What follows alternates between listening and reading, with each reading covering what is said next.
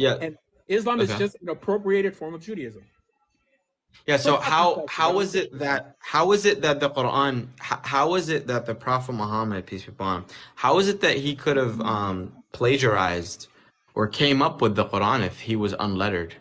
Like Here historically again, speaking, we no, prove our sources indicate that he couldn't read or write. I mean, no. how could he?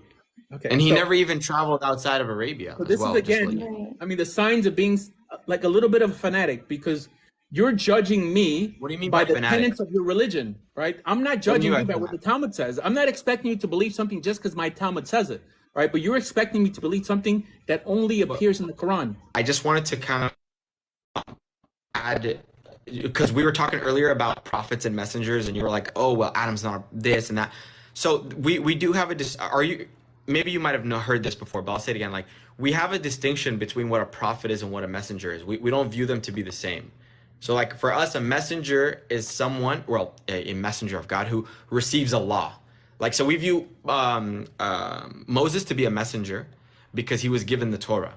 And likewise with Jesus, and I know you don't believe in Jesus, but we believe Jesus was also a messenger because he received the gospel, right? And he was commanded to convey it. But a prophet is one like Aaron, for example, to whom the law is revealed, but he's not commanded to convey it. So Aaron, he's the brother of Moses, according to us. Is it to you as well? Okay, so you guys agree. Okay, so Aaron, for example, the Torah was not revealed to him, but we view Aaron as a prophet. You know, So in Judaism, yeah, we go ahead. don't. You make this distinction between like Rasul and Nabi, and like a messenger in some way introduces a new idea or a new concept, a new gospel, a new message, right? This notion doesn't exist in the Torah. No one is allowed to.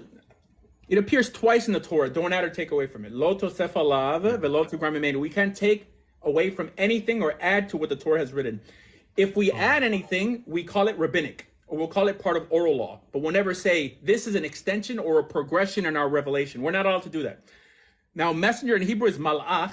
Now, it could be a man in the vast majority of cases. Malachim in the Torah are men in general, right? In other cases, it's God himself, right? Ezra, Malachi, that we believe is talking about Ezra, God's messenger, not necessarily. Okay, that doesn't mean that he brought anything new or they'd be violating that command. Just on that command alone, it disqualifies Islam. If Islam was just amplifying the Torah, if Muhammad was just bringing people back to the Torah, I'd be the biggest fan of Muhammad. Okay.